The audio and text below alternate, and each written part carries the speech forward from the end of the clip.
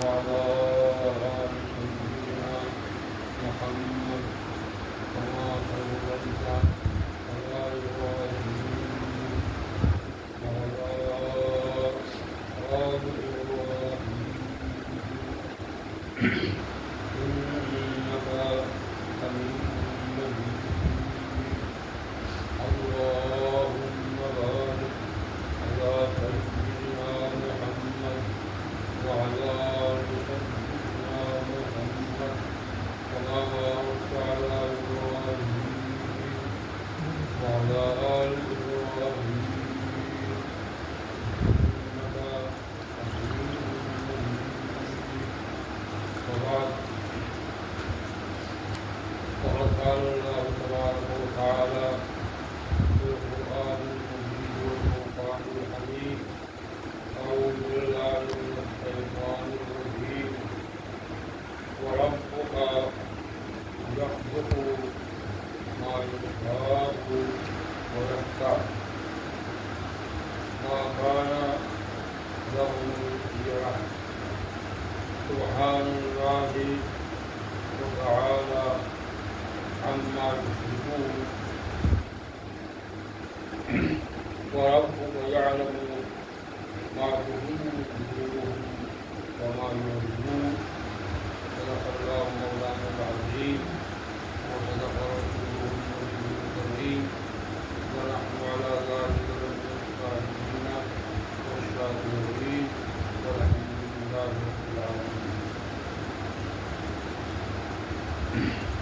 روایت کریمہ میں نے تلاوت کی ہے، اس کا عربی ترجمہ یوں ہے: وربک، اے پیغمبر، تیرا رب یخلق پیدا کرتا ہے، تخلیق کرتا ہے، ما یشاء جو بھی کرتا ہے. اور پھر فرمایا کہ تخلیق کرنے کے بعد پھر وہ یختار، جن کو چاہتا ہے پسند کرتا ہے، انتخاب اللہ جل شانہ کا انتخاب کی تخلیق کرتا ہے، اور پھر اپنی تخلیق میں سے انتخاب فرمائے جمع کان لہم الخیرہ. یہ جو انتخاب ہے اور اختیار ہے، یہ صرف اللہ کا ہے، اس میں کسی اور کی مداخلت نہیں، کوئی اور مداخلت نہیں. اور فرمائے کہ سبحان اللہ، اللہ جل شانہ ہر قسم کے عیوب سے اور نقائص سے پاک. وتعالی، اور بہت بڑا عما یشرکون، ان سے جن کو یہ لوگ اللہ کی عبادت کا شریک ٹھہراتے ہیں. دوسری آیت میں فرمایا وَرَبُّكَ يَعْلَمُ، تیرا رب جانتا ہے مَا تُكِنُّ صُدُورُهُمْ، ان لوگوں کے دلوں میں، ان کے سینوں میں جو کچھ ہے، جو انہوں نے چھپایا ہوا ہے. اللہ جل شانہ ہر چیز کو جانتا ہے. وَمَا يُعْلِنُونَ، اور اللہ جل شانہ جانتا ہے جو یہ زبان سے ظاہر ہے. تو انسان بہت ساری چیزیں اپنے سینے میں رکھتا ہے، راز میں رکھتا ہے، اور کئی باتیں ہوتی ہیں جو وہ زبان سے کرتا ہے، اعلان کرتا ہے.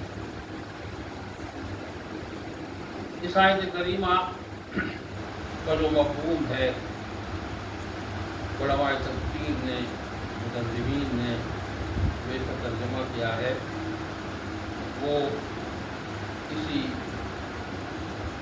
تعبیر کے ساتھ کیا ہے کہ اللہ جل شانہ کو پوری کائنات میں تخلیق ہے تو تخلیق اللہ،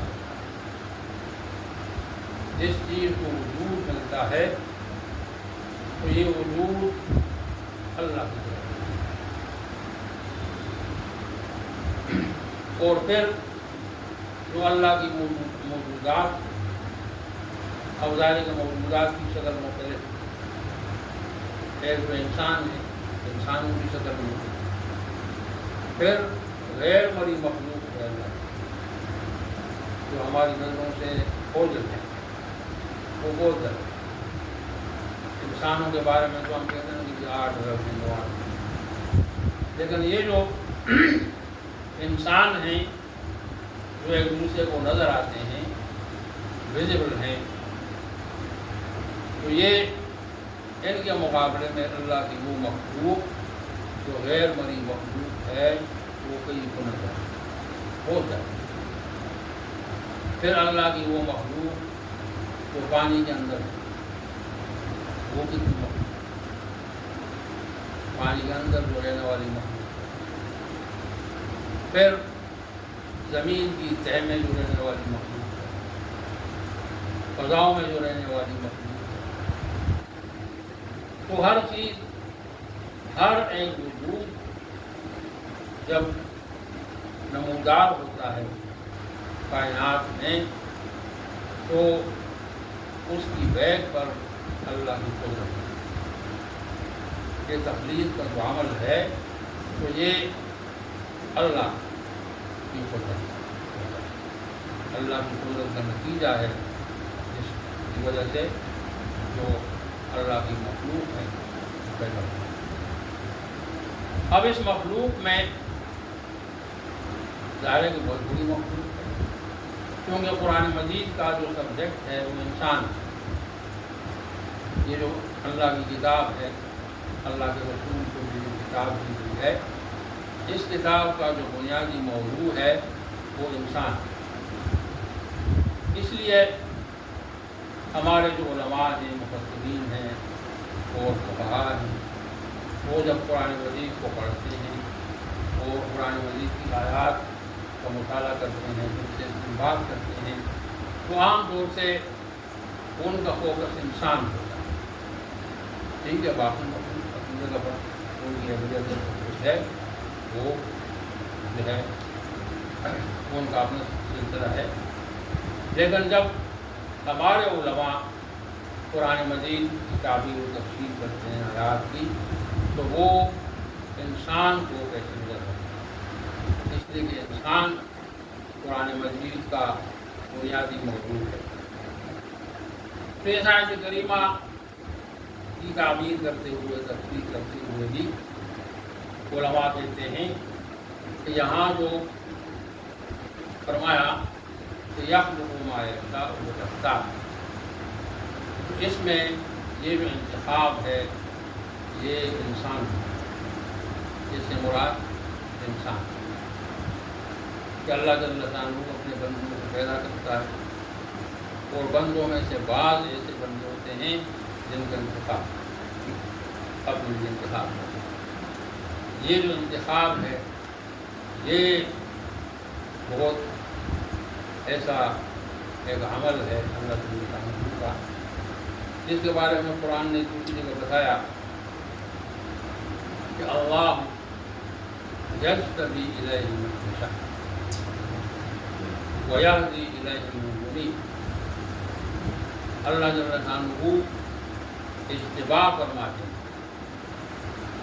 اجتباء عربی میں کہتے ہیں کہ جب آپ کے سامنے بہت سارا پھل ہے، ڈھیر ہے، اس میں سے آپ جو بڑھیا قسم کا پھل ہے وہ آپ جو ہے الگ کرتے ہیں، سارٹ آؤٹ کرتے ہیں، اس کو الگ کرتے ہیں، اس کو اجتباء۔ کہ آپ کے سامنے بہت کچھ ہے، اب اس میں سے آپ اپنی پسند کی کوئی چیز جو ہے وہ آپ بتائیں۔ تو یہ عربی میں جو کلمات استعمال ہوتے ہیں، ایک اجتباء کا کلمہ استعمال ہوتا ہے، ایک اجتناب کا کلمہ استعمال ہوتا ہے۔ تو اجتناب کہتے ہیں جب درخت میں پھل ہوتا ہے اور کوئی شخص پھل توڑنے کے لیے درخت میں جاتا ہے اور درخت میں جو پھل پکا ہوا پھل ہے اس کو سنتا ہے تو اس کو اجتناع ہے۔ اور استوا جب آپ کے سامنے ٹیبل پر کھانے کی بہت ساری چیزیں ہیں، یا کوئی غلے کا ڈھیر ہے یا کوئی اناج کا ڈھیر ہے، کوئی پھلوں کا ڈھیر ہے، اور آپ اس میں سے جو ہے اپنی پسند کی چیز جو ہے وہ آپ دیکھتے ہیں، اس کو اٹھاتے ہیں، یہ استوا ہے۔ تو دوسری جگہ یہ ارشاد فرمایا کہ اللہ یجتبی الیہ من یشاء، اللہ جل جلالہ اپنے بندوں میں سے اجتبا کرتا ہے اور فرمائے کہ وہ یہدی ہدایت دیتا ہے الیہ من یونیب، تو اللہ کی طرف رجوع کرتا ہے۔ تو یہ اللہ کی مخلوق میں، اللہ کے بندوں میں، انسانوں میں دو قسم کے انسان ہوتے ہیں۔ ایک تو وہ ہوتے ہیں جن کا اتباع ہوتا ہے، اللہ خود ان کو اپنی طرف سے، ایک وہ ہوتے ہیں کہ جو قصباً جو ہے مقام حاصل کرتے ہیں، عمل کرتے ہیں، اعمال صالحہ کے ذریعے وہ ایک مقام حاصل کرتے ہیں۔ تو وہ آیت کے دوسرے حصے میں وَيَهْدِي إِلَيْهِ مَن يُنِيبُ، جو اللہ کی طرف رجوع کرتے ہیں تو اللہ ان کو اپنی طرف راغب پہنچ جاتا ہے۔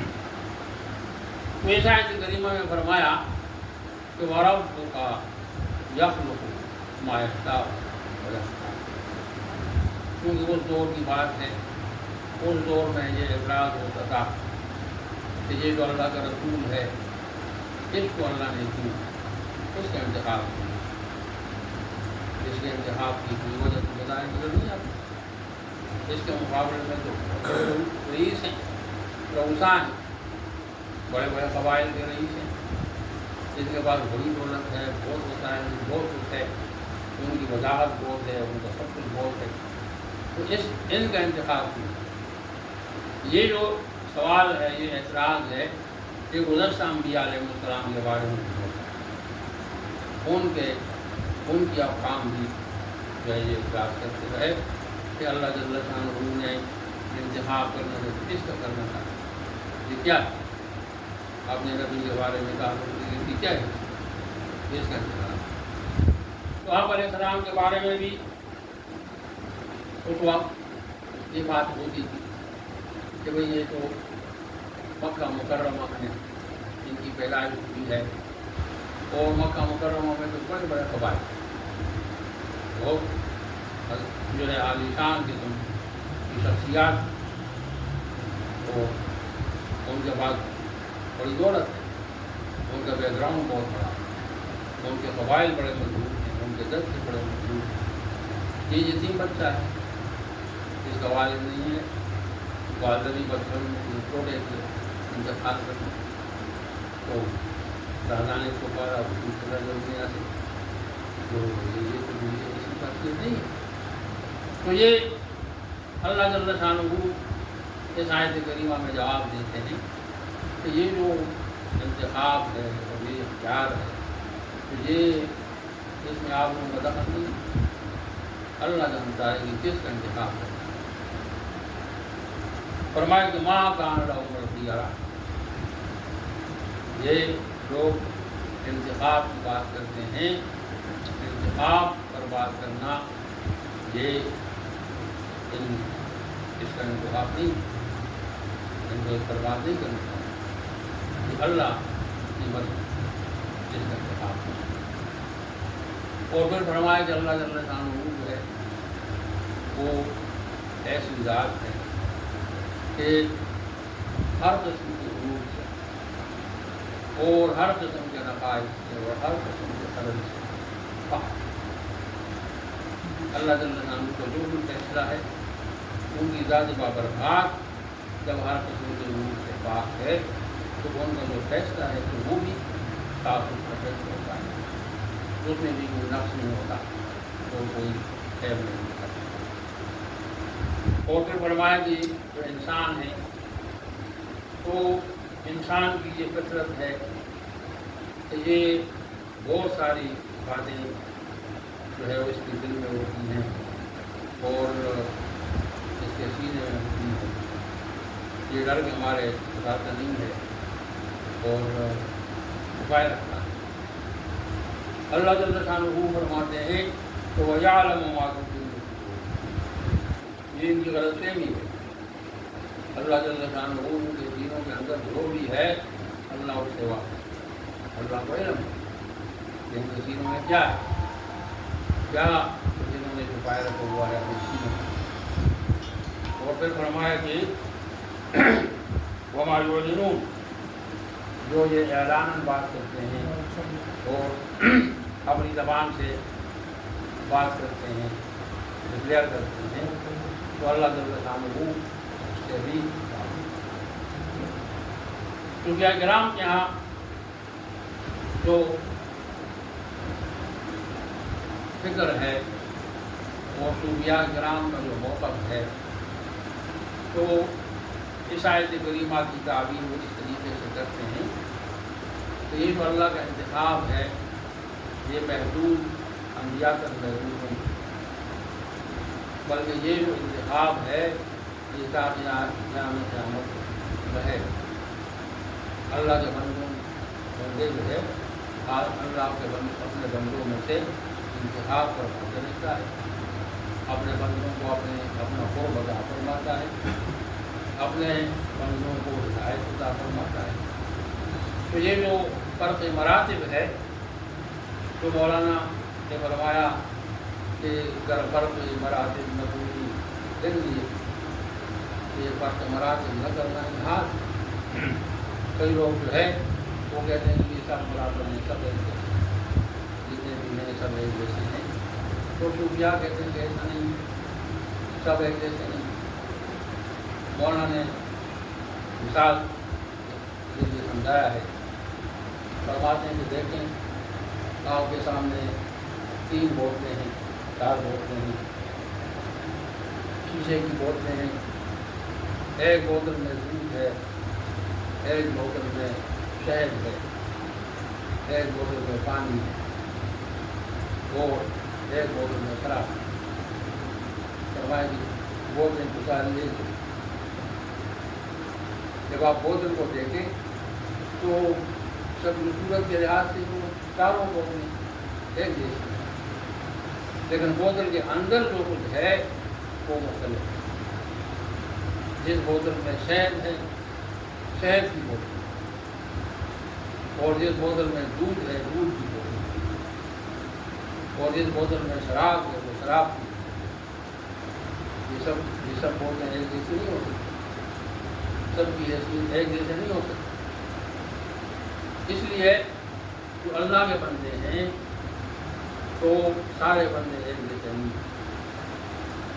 اللہ کے ساتھ جن کا تعلق زیادہ ہے، جو اللہ کے ساتھ رہنے والے ہیں ان کا مقام ہے، جو اللہ کے قرب میں رہنے والے ہیں جن کا زیادہ وقت اللہ کے ساتھ گزرتا ہے، ظاہر ہے ان کا مقام ہے۔ اور جو اللہ سے دور رہتے ہیں تو وہ ان کا معاملہ کو دونوں برابر نہیں ہو سکتے۔ اللہ کے قریب رہنے والا اور اللہ سے دور رہنے والا۔ باپ کا ایک وہ بیٹا ہے جو فرمانبردار ہے، باپ کی خدمت میں، دوسرا بیٹا وہ ہے جو باپ کا نافرمان ہے، باپ کو سلام بھی نہیں دیتا، پوچھتا بھی نہیں کرتا۔ دونوں برابر کیسے ہو؟ وہ دونوں بیٹے، لیکن اصل جو ہے وہ بیٹے کے دل میں جو اور اس کے ذہن میں جو کچھ ہے اس کی وجہ سے اس کا والد کے یہاں جو مقام ہے وہ اس کی وجہ سے، اس کے رویے کی وجہ سے۔ تو اللہ جل شانہ کے ہاں جو انسان کا رویہ ہے، اس رویے کی بہت بڑی ضرورت ہے کہ انسان اس سوچ کے ساتھ اور اس رویے کے ساتھ رہے کہ میں اللہ کو بتاؤں۔ اب اس لیے آپ علیہ السلام شام فرماتے تھے آکل کما یاکل العبد واجلس کما یجلس العبد۔ فرماتے کہ میں جب کھانا کھاتا ہوں تو ہاں آپ کی طرح بیٹھتا ہوں تو آپ کی طرح زندگی گزارتا ہوں تو آپ کی طرح تو یہ جو انسان کا رویہ ہے کہ انسان اپنے آپ کو عبد کہہ کر عبد سمجھ کر زندگی گزارتا ہے تو یہ کامیاب ہے۔ یہ جو اللہ کے بندے ہیں جو اللہ کے ساتھ تعلق رکھتے ہیں تو صوفیاء کرام کے یہاں جن کو اصطلاح میں نسبت دیتے ہیں، نسبت اصل میں نہیں ہے، اللہ کے ساتھ تعلق ہے، جس کو صوفیاء نسبت تو اللہ کے ساتھ نسبت، اب جس کی نسبت جتنی قوی ہے تو اتنا ہی کامیاب ہے۔ اللہ کے ساتھ نسبت قوی ہے، مضبوط ہے۔ آپ دیکھیں نا کہ ایک بیٹے کا اپنے باپ کے ساتھ تعلق نہ قوی ہوتا ہے، جتنا مضبوط ہوتا ہے اتنا وہ رشتہ خوبصورت ہوتا ہے۔ گھر کا کوئی بھی فرد ہے اگر اس کا قوی یا خوبصورت ہے اپنے بڑوں کے ساتھ، تو ظاہر ہے کہ وہ شخص ہے اس کا مقام ہوتا ہے۔ اور گھر کے اندر رہنے والے وہ افراد جو بغاوت کے ساتھ رہتے ہیں، باغی بن کر رہتے ہیں اور اپنی منمانی کے ساتھ رہتے ہیں، تو ظاہر ہے کہ ان کو پسند نہیں۔ تو یہ جو پوری اللہ کی مخلوق ہے، حدیث میں آتا ہے کہ الخلق کلھم عیاذ باللہ، اللہ کا کنبہ، ساری مخلوق اللہ کا، لیکن کنبے کے افراد سب برابر نہیں ہیں۔ کنبے میں ایسے لوگ ہیں جو اللہ چاہتے ہیں اور ایسے لوگ بھی ہیں جو اللہ سے دور ہیں۔ تو جو اللہ سے دور رہتے ہیں تو اس میں اللہ کا قصور تو نہیں، قصور اس کا ہے جو اللہ سے دور ہے۔ تو اس لیے فرمایا کہ رب یخلق ما یشاء و یختار، سارے انسان، ساری مخلوق اللہ کی ہے، سب انسان اللہ کے ہیں، اس پر بھی اتفاق ہے، لیکن یہ جو انتخاب ہے اللہ جل شانہ وہ ان میں سے جن کا انتخاب ہوتا ہے تو ظاہر ہے کہ ان کا مقام اعلیٰ ہے، بلند ہے، وہ کامیاب ہیں، دنیا میں بھی کامیاب ہیں، آخرت میں بھی کامیاب ہیں۔ تو یہ جو اللہ کے ساتھ نسبت ہے، اس نسبت کے بڑھنے میں سب سے مؤثر موقع اللہ کا ذکر اللہ اور ذکر اللہ کا سب سے جو مؤثر عمل ہے وہ ذکر اللہ۔ اس لیے صوفیاء کرام سب سے زیادہ ٹائم اللہ کے ذکر کو دیتے ہیں، تو ہم بھی کبھی جواب دیتے ہیں اللہ کا ذکر کرتے ہیں۔ ویسے جو ذکر جو ہے روزانہ اپنے شوق پر کرنا ضروری ہے، لیکن کبھی جواب مل کر بیٹھ کر مگر حاضر ذکر جاتا ہے کہ جب میرے بندے جو ہے، جب میرا بندہ میرے بندوں کے درمیان میں ذکر کرتا ہے تو میں خرید کروں۔ تو یہ ہم جو بیٹھ کر کھا سکتے ہیں تو یہ ذکر کرتے ہیں، تصور کے ساتھ کرتے ہیں کہ اللہ تعالیٰ تعالیٰ ہمیں رسپانس دیتا ہے۔ جب ہم اللہ ہوتے ہیں تو اللہ 10 مرتبہ دیتا ہے۔ تو اس میں ہم سب سے پہلے درود شریف کا